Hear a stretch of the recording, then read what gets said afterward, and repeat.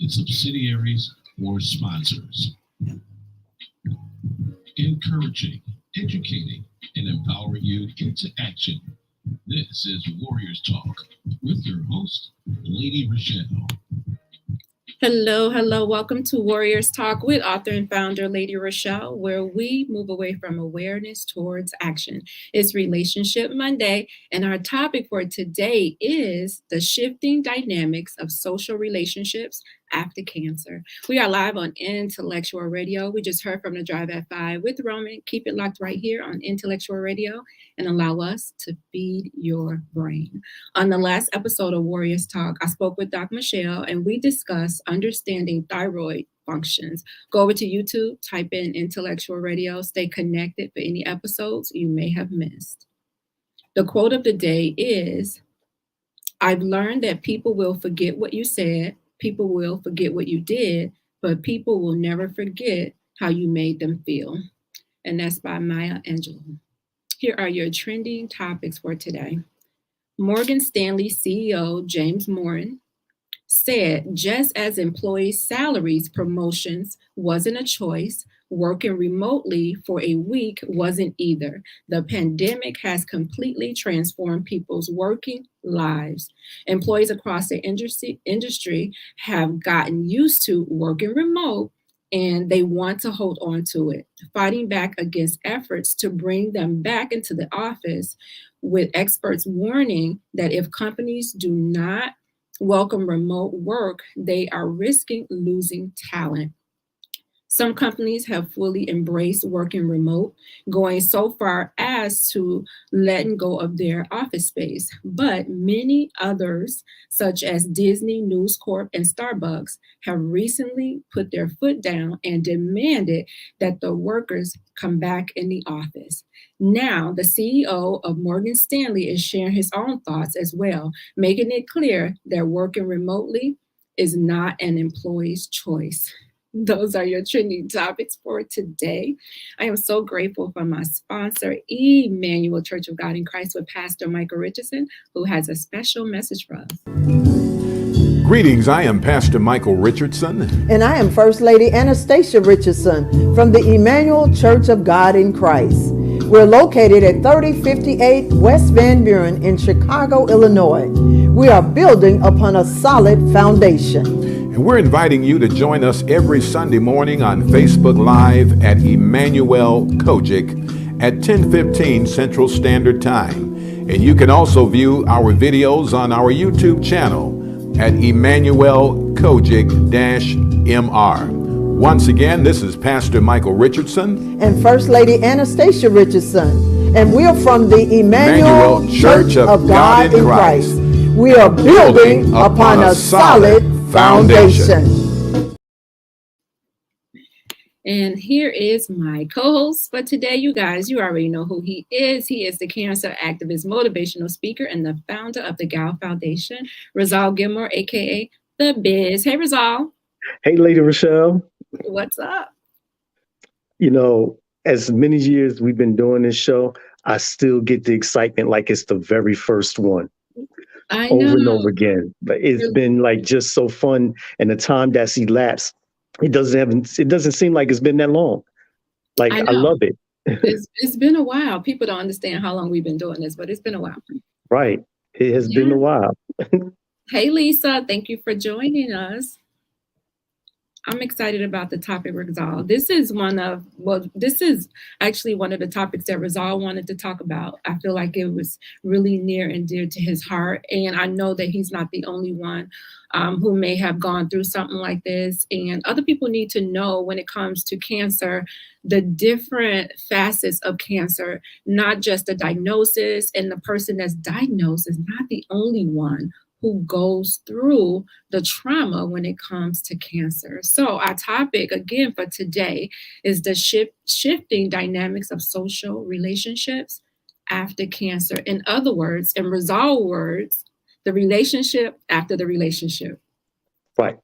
The relationship after the relationship. What do I mean by that? So, for example, I was dating this young lady, and we didn't work out like some relationships do. It's all good. We're still remaining friends. We still keep in contact. But because she had 3 kids. So once the relationship ended with me and her, the relationship actually didn't end with me and the kids. So some people feel as though that once that relationship is over, like there should be no contact. But their father was in jail. There was no contact from him. And I was like the next father figure. And still to this day, we keep in, a good contact, me and the kids. I don't talk as much to the young lady other than, hi, bye, holidays, happy Thanksgiving, so forth and so forth. But, there's a relationship that I have built with them that's still continuing. So that's what I mean by the relationship after the relationship. Oh, I don't know if I could do that one. I know you'll need counseling. Be like, look, I'm gone and my kids gone too. That's got to be hard, especially when the kids are involved and you want the kids to have something that's stable, somebody that's constant in their life. And if the dad is not present and you have somebody there that's, not abusing them and that's really setting a good example for them, then, I would say don't get in the way of it. Sometimes we can get in our feelings, because we're not with that person. We can have, be bitter about it and be like, you gonna punish. You call yourself punishing him, but you punishing the kids as well. So that would be something, Rizal, I would really have to think about. Really. Ooh, you took a deep breath on that one. Ended too. I'm sorry, what'd you say? I said, you took a deep breath on that one. Yeah, I would really. Hey, Red. I would really have to think about it. Like, I think it really depends on how we broke up. Like, if it was really, really bitter, then I would think that maybe he had an ulterior motive wanting to stay connected with the kids. If it wasn't a bitter situation and I know him to be a genuine person, then I'd be like, I still would be kind of iffy. Well, why do you think it would be bitter? Because it didn't work out with us? You don't think that would work out? It would work out with them, the kids? No, I mean, if it ended bitter, like if it was a toxic relationship and, we had to end it because it was just toxic. So sometimes you walk away bitter. So do you feel as though that your enemies are your kids' enemies? Sometimes if my kids are loyal to me, my kids are Team Lady ReShell. The ReShellettes. You've seen them, so you've been around them, so But if I will say this, kids, they can pretty much pick up on people, they really can. So if they pick up that, he's a good guy and I'm just tripping, then that's a different story. But for me, I have girls. So, my son is older. He's 29. So my girls are, I have to be really careful with my girls when a guy say he wants to stay around them. And, my first instinct is to protect them. I mean, that's every woman's instinct. But again, if the father isn't present and he wasn't doing his, he wasn't stepping up, doing what he's supposed to do, why should I step down? If they have that relationship with me, if they want to stay in, obviously there's a trust with me that they, desire in me to say, hey, I like this guy. I want to, have him continue doing what he's doing for me because, it just feels good. It feels right. Regardless, I know mommy's not with him no more, but, it kind of leaves the kid in the middle. It does. And that would be a hard one for me. It really would. It really would. I think me and the guy would probably have to sit down and have a conversation, before that relationship with the kids continue, to put some type of ground rules in place. Well, like I said, all dependent because, like you said, your girls are older. So they're teens, so I'm sure they have their cell phones. So they may text him or call him and you may not even know. Or they might have continued the relationship of texting and call them, and you never knew after the breakup. Would you get upset over that? I have passwords to all of their phones, so I could go in at any time. I'm in their phones. So that I wouldn't want that because I would think don't keep something like that from me. I wouldn't want them to be doing it behind my back. I would want to know. because sometimes sick people groom children. They groom them so that when it's time for them to strike, that person is already used to them. They're not afraid, oh, this person's not going to hurt me because this person loves me. This person has been good to me. But then sometimes people groom, men and women groom kids, for their purposes. So.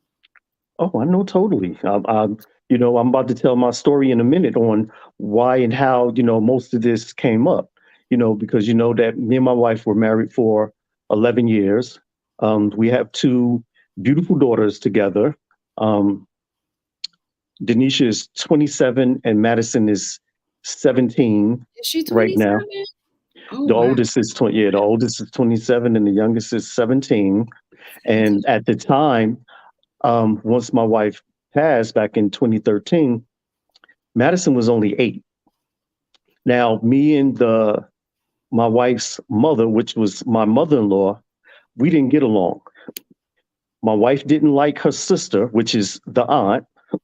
I was cordial with her, because I'm going to stand by my wife's side. If you don't like her, well, then, hey, I can see your reasoning why, because she was very malicious in a lot of different things that she did. And she lived a different lifestyle, nothing to do with what we got. But, that's my family. That's my girls is my immediate family. So as time went on, Madison is now getting older and it's just me and her. And you can, if you're a Facebook friend of mine, you see that, Madison, me and her was thick as thieves, back and forth through everything. And at a certain point, I would let Madison go visit, that house where my oldest daughter and the aunt and, all of them live. Now, keep in mind, I had to live with 5 women. Me and my wife, we never got a chance to get our own. I had to live with 5 women. So I didn't want Madison to be excluded from anything that they was doing. So I would let her go over there, on the weekends.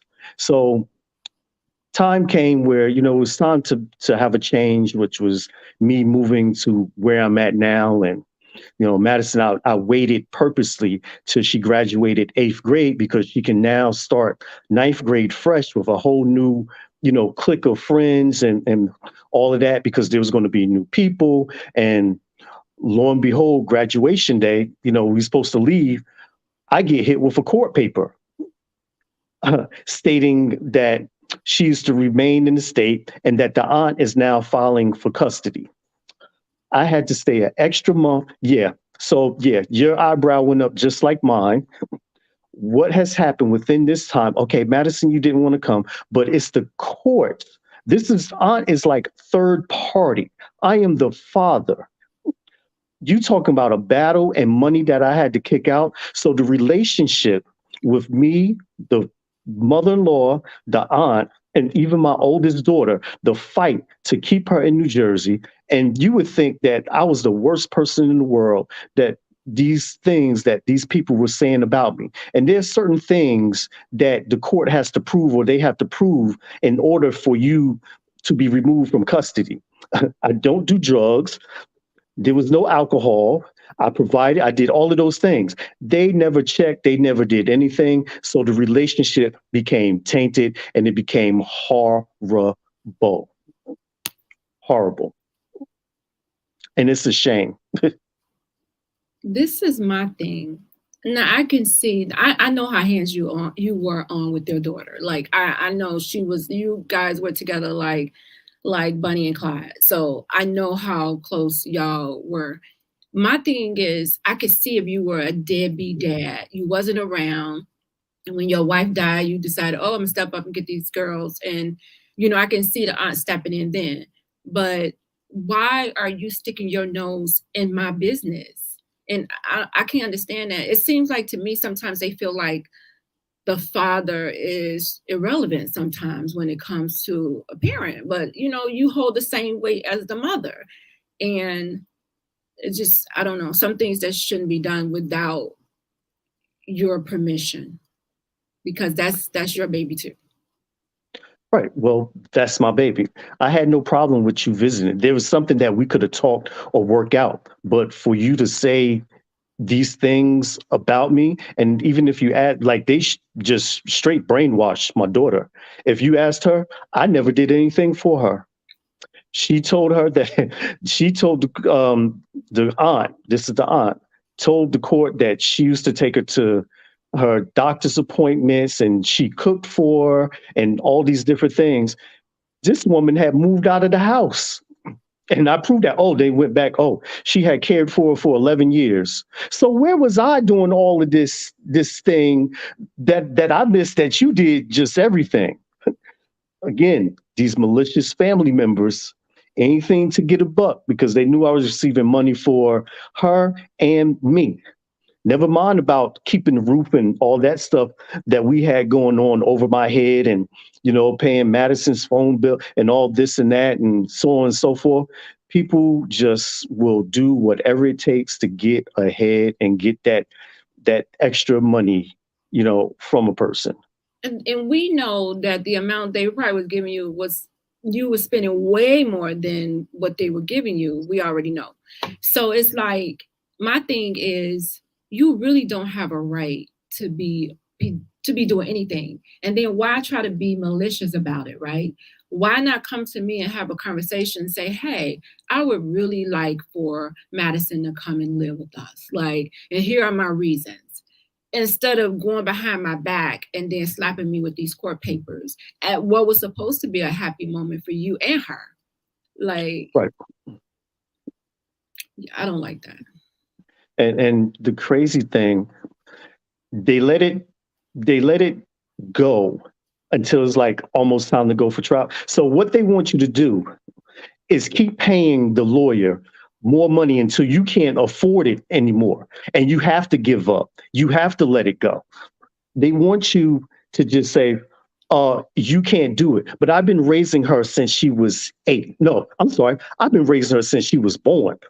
I was just doing it by myself when she turned 8 and because my wife was now deceased.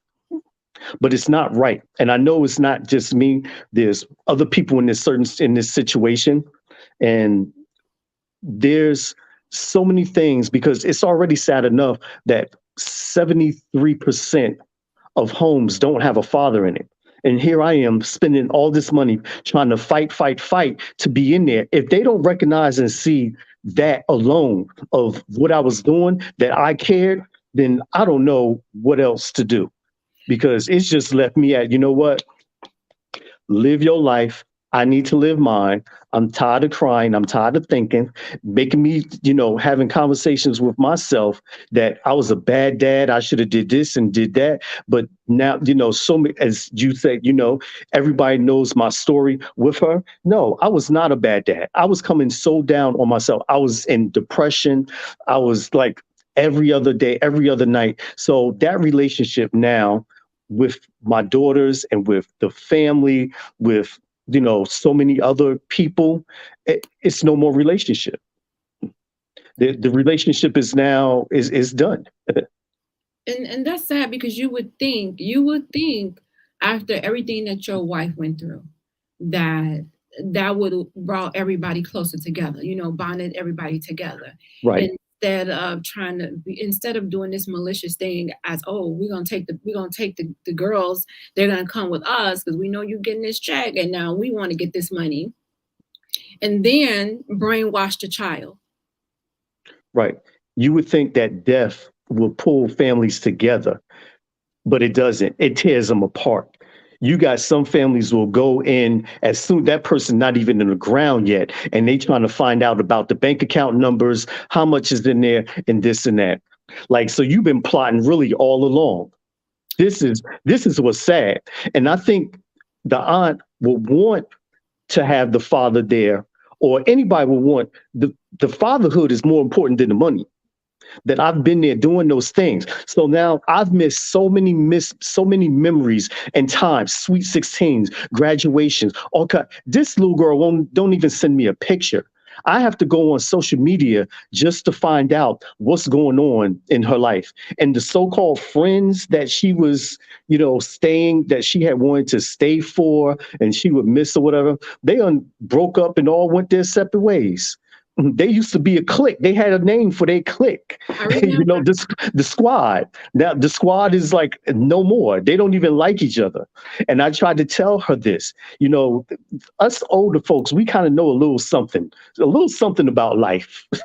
Sometimes you have to let people learn for themselves. And I feel like, you reap what you sow. So the aunt is going to reap what she sowed. Whatever she put out is going to come back to her.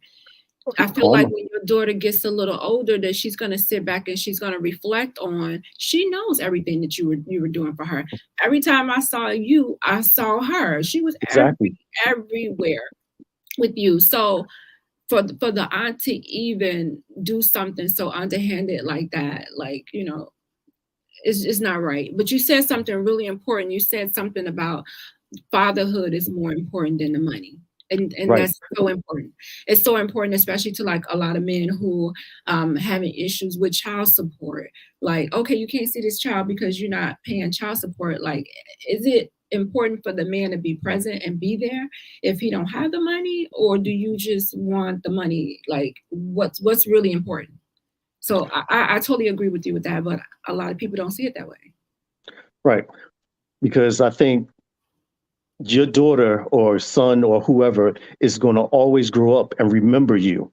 They're not going to remember the check because they're not seeing it anyway, because the parents are taking it. So they don't know anything about the money. You got parents putting stuff in kids' names.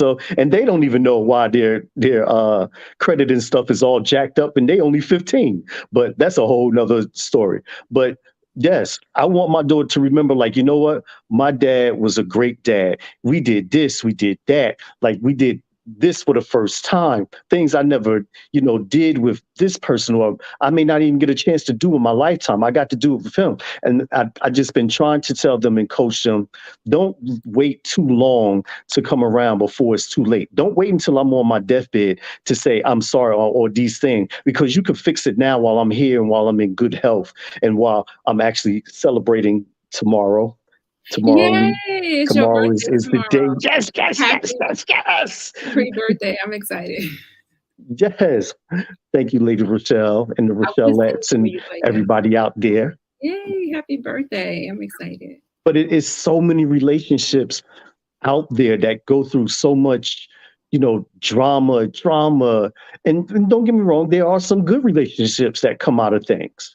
So the relationship after relationship, really you think over your life about, how did this turn out? Or why did it turn out this way? Or how did it get this way? And different things. I really sat and, and thought about that. And I'm just no longer beating myself up about the situation, because as a man and as a father, I did what I had to do. If they don't see it, that's them, because I don't have anything to do with what anybody else say about me. I can only say what I say about me and what I know and what you saw, that I was there.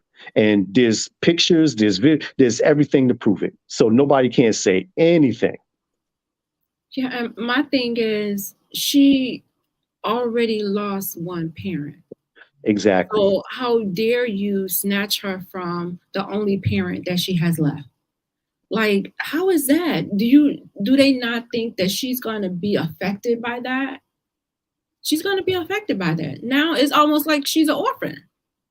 And yeah, okay, you're her aunt, but you're not the parent. Yeah. So now, and because I had moved, so now the court is saying, oh, well, it's abandonment. Are you serious? The court is not on, look, if you're a man, the court is not on your side when it comes to this situation. Yes. It was just so many things being thrown and blown. Like, what? What do you mean? What? No, this is not true. Like, I can't believe that you took this and you did this with it. You twisted this whole thing around. Nah. I'm gonna flip it for you, Rizal, because sometimes it works a different way. Let me see what this comment is first. Hey, Shanera. Hey, Red. Thank y'all for joining us. We're talking about the shifting dynamics of social relationships after cancer. Y'all, we are live on Intellectual Radio. It's Relationship Monday. I have Rizal here, aka The Biz, and you know he already spent his gems right now. So I'm hoping that you guys are learning something. Red says she still is going to need him sometime in her life. Just be there. I agree. And I think Rizal is really open to that. It still hurts though. It still Oh, it hurts. more than hurt. I mean, it's just like losing my wife. It's not a day because she was from us, and you know, a lot of these kids, they get into the marriage not knowing what's going on, but you're not in the marriage. You were just of the marriage, and that's where they lose their whole consciousness about what's happening. Keep your nose, you were not in the marriage. This is between you and your mother. You don't know what happened, what's going on, or anything. So for, you know, these kids to, you know, say and do the things that they do, you know, they just, I mean, to me, they just ain't got the right to do it. They just need to keep their mouth closed and stay in the child's place. Yeah, but then when you have another grown up that's there narrating the stuff, it's kind of hard for them to be like, oh, that's not really how it was. Okay, what you're saying could be true, which is really sad on, you know, the aunt's part, because she should be working with you. Like, work with me, because now she's missing a parent, she's missing that woman figure. So yeah, work with me so that we can make sure that you know you're not gonna feel the void of the mother, but you know, just to make sure that she has the presence of a woman. So, but that was the issue. See, the aunt doesn't have any kids. So don't try to make my kids your kids. If you want kids, you are fully functional to go out there and have your own kids. And that's what you need to do. You don't need to be trying to take my kids. You want kids? Go have kids. Go adopt a kid. Go do whatever. Don't try to butter up. Oh, I'm gonna get you this, and you know you making a sweet soft landing for her, and she's just feeding into it because I said no to these things, and you're like, oh yes, yes, yes. So you know you kind of like luring her in and giving her everything that she wants, but like you said, she's going to get a taste. Karma is definitely real. sometimes we think the grass is greener. It's just like when you go every weekend, like if you have split households and you have to go with one parent, the one parent you go for the weekend, you probably don't have to do any chores. You probably don't have to do anything. It's just all fun. Y'all eating out. Then when you come back home, Right. oh, I got to clean up. I got to make my bed. I got to wash these dishes. Like, this a Right. lot. I don't want to be here. Not knowing that once you go over there for a time, things are going to change. You're going to have to do some of those things. Right. So, Rizal, I went through a situation with my son. My son he had just graduated from 8th grade. Look at that. It must be something about that number 8. Somebody look it up in the Bible. What is number 8? The symbolic of the number 8. New beginnings. It means new beginnings. Okay, so he just graduated from 8th grade. I get these court papers in the mail saying I was married at the time. So was I married at the time? No, I wasn't married to my husband at the time. We was together, but we wasn't married. So yes, I was. We was married because I was pregnant with my daughter. We was married. So I get these court papers in the mail saying that my son is fighting for custody. My son's father is fighting for custody of him. And I'm like, what? Now he's going over there every other weekend. I'm like, what? What is he talking about? Where'd this come from? So as I'm reading the papers, right, everything in the paper has to do with my husband and nothing has to do with me. So I'm like, my thing is, if you wanted to raise your son, just say, hey, I would like to raise my own son. Like, I don't want no other man raising my son. I want to be able to raise him full time. Can we work something out? So we going to court. Like you said, we paying money. We going to court. He could not prove that I was a bad mom. There was nothing to say that there was something wrong with me, that I was a bad mom. Everything had to do with my husband. Like, oh, the husband be drunk. I'm like, no, my husband don't drink. Now, if you said my husband was high, I'll be like, yeah, he smoked weed, but alcohol, no. He was like, the husband be drunk all the time, this and that. I'm like, no, that's not true. Like, everything that he said wasn't true. And I'm just thinking, like, why would you go and make up all this stuff because you want your son? So I'm 8 months pregnant, and we're going through mediation. And I said, I'm paying all this money. And I'm like, the judge was like, well, if you want us to make a decision, we can make a decision. If you wanted to go to court, it's going to be whatever the judge says. And I'm like, we can go to court because there's nothing that he can prove on me to say that I'm a bad parent or there's anything going wrong in my household or anything like that. If you want to raise your son, just say you want to raise your son. You don't want another man raising your son. Don't put these lies in these court papers, to say. So what happened was we had a mediation appointment and the judge was like, talk to the son. Let's see what the son wants to do. So I talked to my son and I said, hey, your father is fighting for custody of you and I'm spending all this money and I need to know what you want to do because he was 14 at the time. So I'm like, you're old enough to say where you want to go. Do you know this little boy said he wanted to go live with his dad? It don't even surprise me because that's the other thing. Okay. Madison did the same thing. I said, okay, is that what you want to do? He says, yes. I said, all right, we don't need to spend another penny up in here. All right, so he could go live with his dad. And then, so I was getting child support from the dad. I said, and so they mentioned child support. I said he could take the $300 that he was giving me for child support and he can use that on the child support for him because I'm not paying child support. And the judge said, okay, so I didn't have to pay child support. The $300 that he was giving me, just add it right back into your pot and you use the same $300 that you felt that I could live off of and you support that baby off that $300. So I didn't have to pay child support. We wrote up a parenting agreement to where it was set out for the next 4 years where he would spend his holidays, every weekend or wherever he would spend his holidays. So I'm just like, what really got me upset was like, my son saw me going to court. I'm 8 months pregnant. I'm stressing out. And I'm like, dude, you should have said this at first. I said, well, why do you want to go live with your dad? And he said, I just want to see how it feels to live with my dad. And I said, okay, you could go live with your dad. Now, this little boy called me like a couple of months later, Mom, can I come back home? Because I don't want to live with my dad. I don't want to be over here. My dad be tripping. He over here like he on his period. I said, deal with your dad. Deal with your dad. That's your dad. And the good thing about it is me and his dad had a decent relationship, but he couldn't stand my husband. But don't lie on my husband and try to make him seem like he's a bad guy because you want to raise your own son. A man would have came to my husband and say, look, my son is in your household and I just want to make sure that we're raising him with the same standards. So this is what you and I are going to do.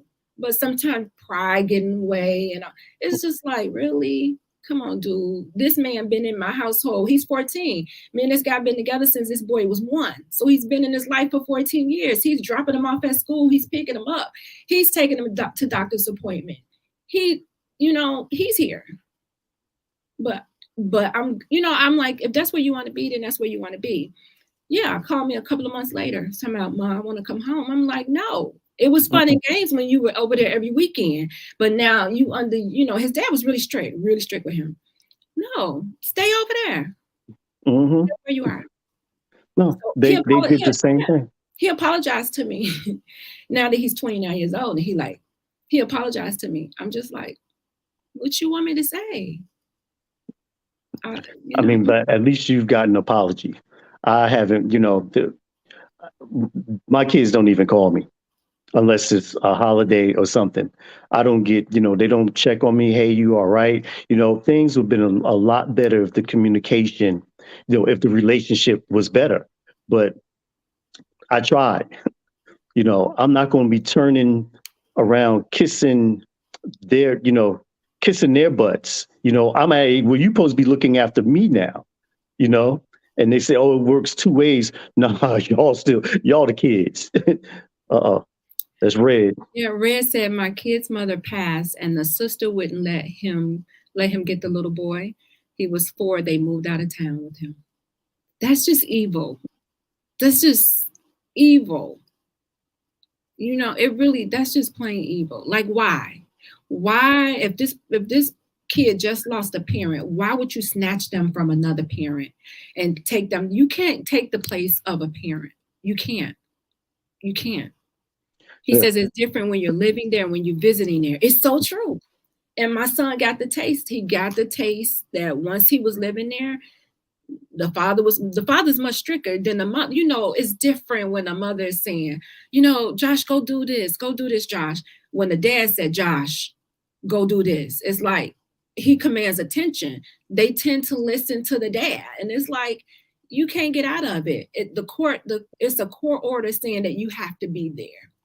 I'm not about to spend another dime to get you to come back here. No. Well, just like I said, I wasn't paying child support either. For what? I've been taking care of for all this time, even though the lawyer said that she could file for child support if she want, because my daughter is up there.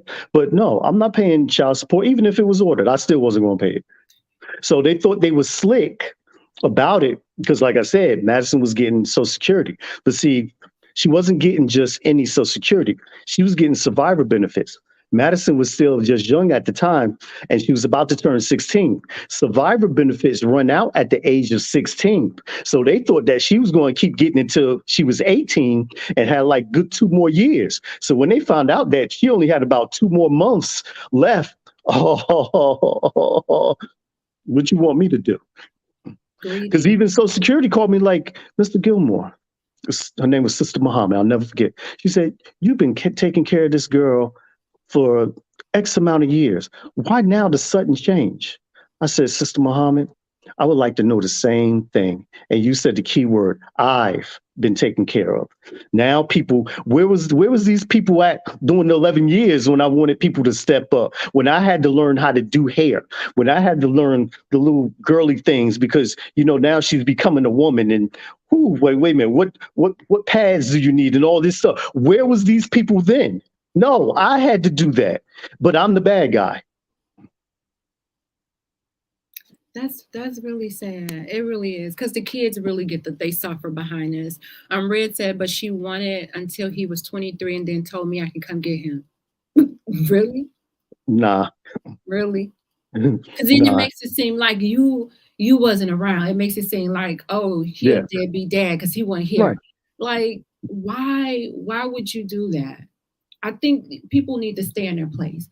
Again, if the dad is not abusive, then no, you need to stay in your place and allow him to be the parent. If one of the parents have passed on, you have another parent there. Nobody else should be butting their nose in the business if there's no type of abuse going on. Just people need to just stay. Well, not even that. One thing I learned, there's one thing you don't mess with. You don't mess with people's kids. You lead them, you let them handle that situation, no matter how the situation is or whatever. That's the father or that's the mother. That's where they need to go. You ain't coming in on no white horse and some shiny suit, think that you about to save the day from somebody. You just made situations worse with that child, the family, you, that person. You just made things worse because now there's more than bitterness. And it's trauma. It really is trauma for you to snatch that child out of the household after they tragically lost one parent. It wasn't just like, the parent passed away because maybe it was old age or whatever. The mom died tragically. She got to see her mom sick and she got to see you taking care of her mom. And then here comes somebody else sticking their nose in the business. Like, people just need to mind their own business. If you want to help, okay, fine. Let's work together. We can work together. We can help each other out. It takes a village. It takes a village to raise a child. So yeah, I welcome the help, but don't come and try to be underhanded and tell lies just to get my child, especially because you want to get a check. Yep. No, they want to try to, they think they call themselves doing what's best for the child. But shoot, the child that is a child, they don't even know what's best for them. They ain't even wet behind the ears yet. Who are you to say what's best for my child? Right. Who are you? Right. The one that I've been dealing with that was keeping me up at night. Where was you at when it was time to give a bottle at 3 o'clock or change diaper or any of those things? I had to wake up sleepy. I go and all and use the bottled water. But you know what? Now I feel much better about the situation. Some time has passed, not a lot, but some time has passed, throughout the years. And I think now I've been here in Florida going on 4 years. And just last year was the first time that my daughter, both of them came down just to see. So if I've only seen them, they've only came to see me one time here. And uh, again, I'll probably hear from them tomorrow. They'll say happy birthday, but it's always short. It's short. It's no, hey, what you doing there? You doing, what you doing? I just called to say happy birthday, old man. Talk to you later. Bye. Was really hurtful that I got kids that's not even mine who treat me better than the ones that are mine. And that's a real sad feeling. I even got stranger kids that come by and say hi, or sit and talk. And I can't even get my own to do the same. They just don't realize the type of dad that they have. As you see in my daughter was hanging out with celebrities. I never did that when I was young. She was hanging in, there's pictures of with celebrities, but I was never around. Well, Rizal, keep being present for the other children. Don't stifle that love that you have. Keep being present for them because they need it. If nobody else wants it and you know that those kids need it, then just keep being present. Whatever you're putting out, it's gonna come back. It's gonna come back to you. So don't allow them to make you feel bad about it. I'm glad that you're in a different space about it. Yeah. Lisa said dollar signs make people act different, don't it? Girl, you preaching to the choir. Mm-hmm. Shanera says, happy birthday. Thank you, Shanera. She says it won't always be like this. It won't That's always right. be like this. This too shall pass. After the rain comes the sunshine. It shall. And I Doesn't believe rain forever. once they get a little mature, then they'll be able to appreciate the type of person you are.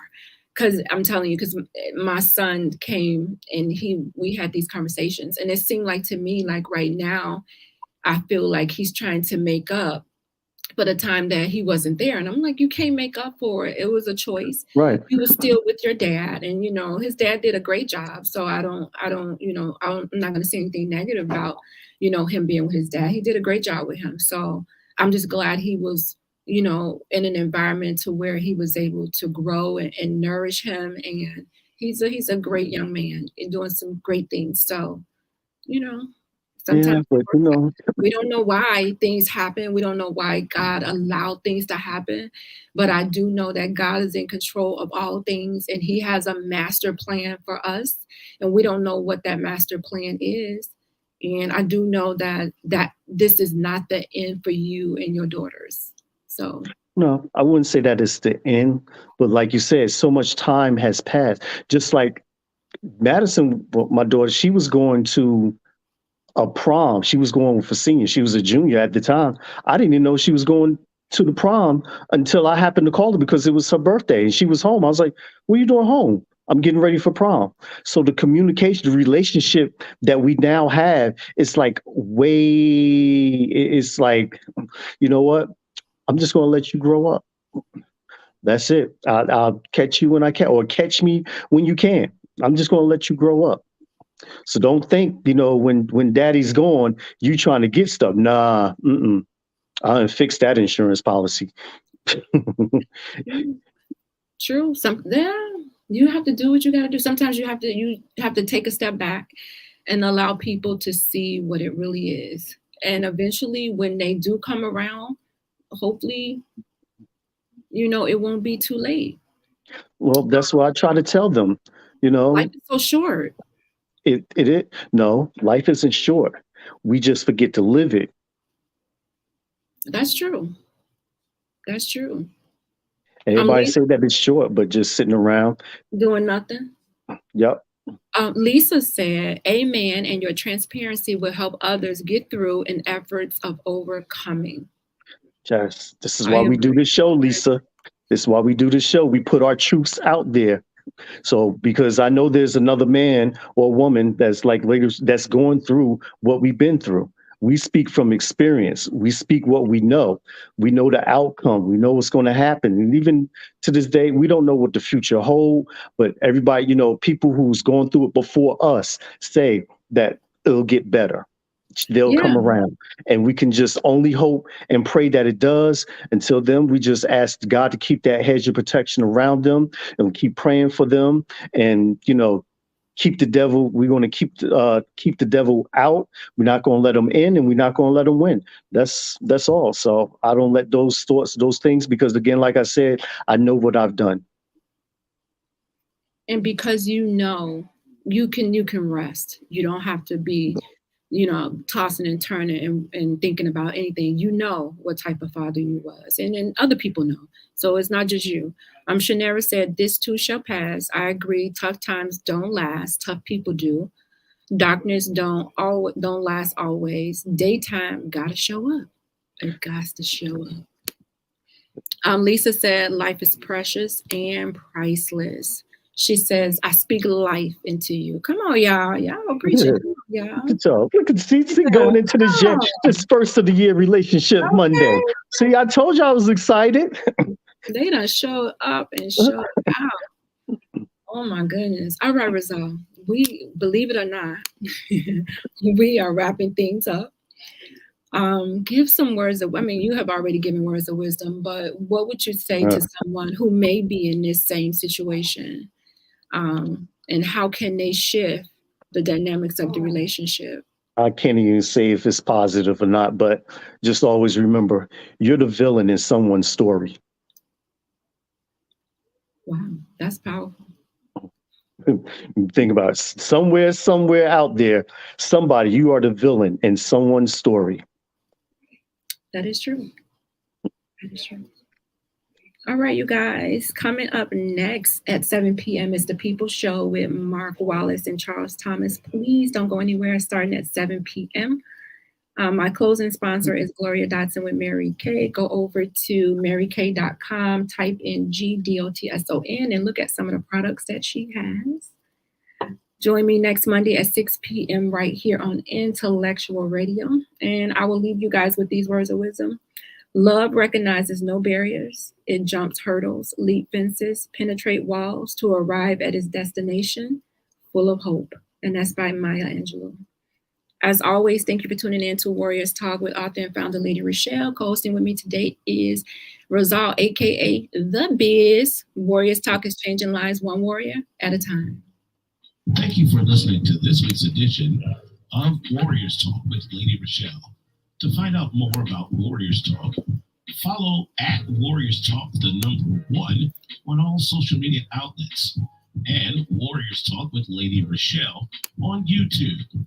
Please join us next week and every Monday evening at 6 p.m. Central Standard Time on intellectualradio.com for Warriors Talk with Lady ReShell, where we encourage, educate, and empower you into action.